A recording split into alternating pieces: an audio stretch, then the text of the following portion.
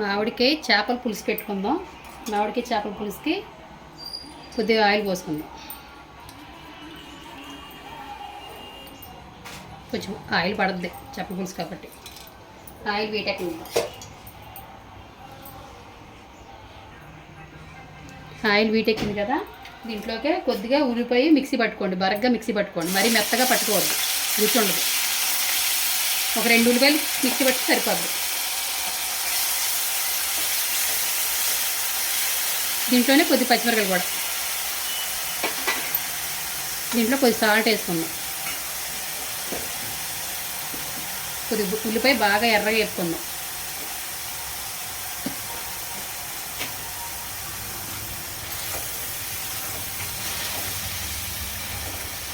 కొద్దిగా వేగేదాకా మూత పెడదాం. బాగా మగ్గుద్ది. కొద్దిగా జీలకర్ర, ధనియాలు, కొద్దిగా అల్లం వెల్లుల్లి పేస్టు, ఈ 4 చాలు మసాలా. మరీ ఎక్కువ వేసుకున్న తినలేము. ఇవి వేస్తే కొద్ది నీసు వాసన ఉండదు. మెయిన్ మసాలాలో ఒక చెక్క, లవంగాలు వేయండి. ఈ ఉల్లిపాయ పేస్ట్లోనే కొద్ది మసాలా మిక్సీ పట్టుకోవాలని చెప్పాను కదా, ఇప్పుడు ఆ మసాలా వేసేద్దాం. ఈ మసాలా కూడా బాగా ఆగలేద్దాం.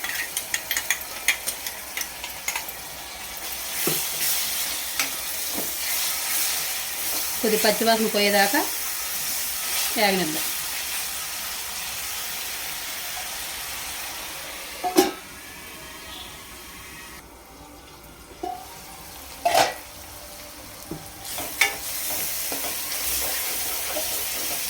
దీంట్లోనే కొద్దిగా కారం, పసుపు అన్నీ వేసుకుందాం.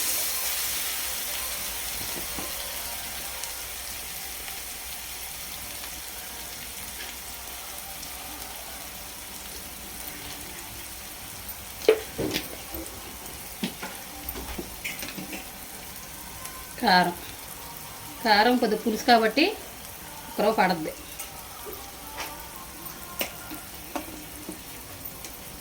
దీంట్లో కొద్ది వాటర్ పోసుకుందాం.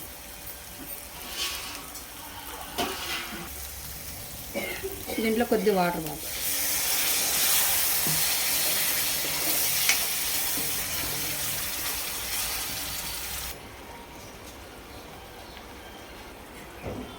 దీంట్లోనే కొద్ది చింతపండు పులుసు కొద్ది నానబెట్టుకోండి. మరీ ఎక్కువ కాదు, మామిడికాయ ముక్కలు వేస్తాం కాబట్టి 2 పులుపు ఎక్కువ అయిపోతాయి. కొద్ది నానబెట్టుకోండి చూసి.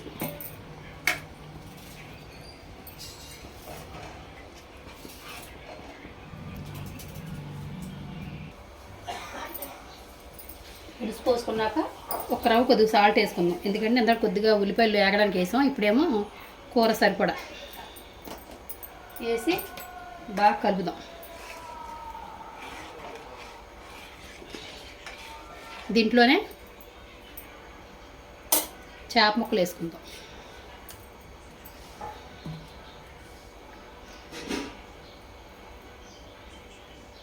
చేపలు ఉప్పు, పసుపు బాగా వేసి కడుక్కుంటే నీసు వాసన రావు.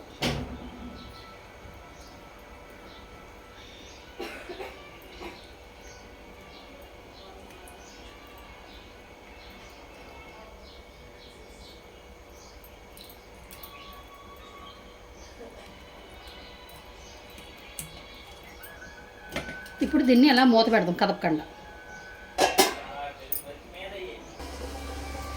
చూద్దాం. కొద్దిగా ఉడుకుతుంది కదా, ఇందులోనే కొద్దిగా మామిడికాయ ముక్కలు వేసుకుందాం. ఏంటంటే చింతపండు పులుసు కొద్దిగా వేసుకున్నా కొద్ది మామిడికాయ ముక్కలు కూడా వేసుకుంటే ఆ టేస్ట్ వేరే ఉంటుంది. ఒకసారి ట్రై చేయండి మీరు కూడా. నేను అందుకే చింతపండు గుజ్జు కొద్ది తక్కువ వేసాను. చింతకాయల కాలంలో చింతకాయలు అలాగే వేసుకోవాలి, అలాగే మామిడికాయ కాలంలో మామిడికాయలు కూడా వేసుకుంటే సూపర్. కొద్దిగా మరగనిద్దాం.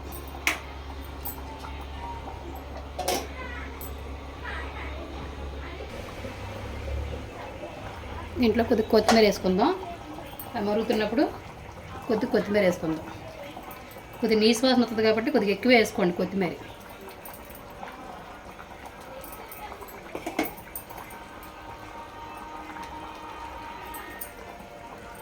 కొంచెం ఇలా కదపండి. ఓ గరిడి పెట్టి తిప్పకండి. తిప్పితే చేప ముక్కలు విడిపోతాయి. ఇలా కలిపితే ఏంటంటే మొత్తం స్ప్రెడ్ అవుద్ది.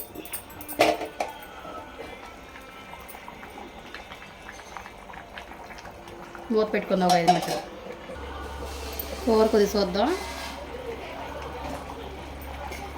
చేపల మామిడికాయ చేపల పులుసు రెడీ. ఇలా చిక్కగా ఉంటుంది. దింపాక ఇంకా కొద్ది చిక్కగా అయిపోద్ది. మరి నీళ్ళగా ఉందని అనుకోకండి. కొద్దిగా చల్లారింది అనుకో ఇంకా చిక్కగా అయిపోద్ది.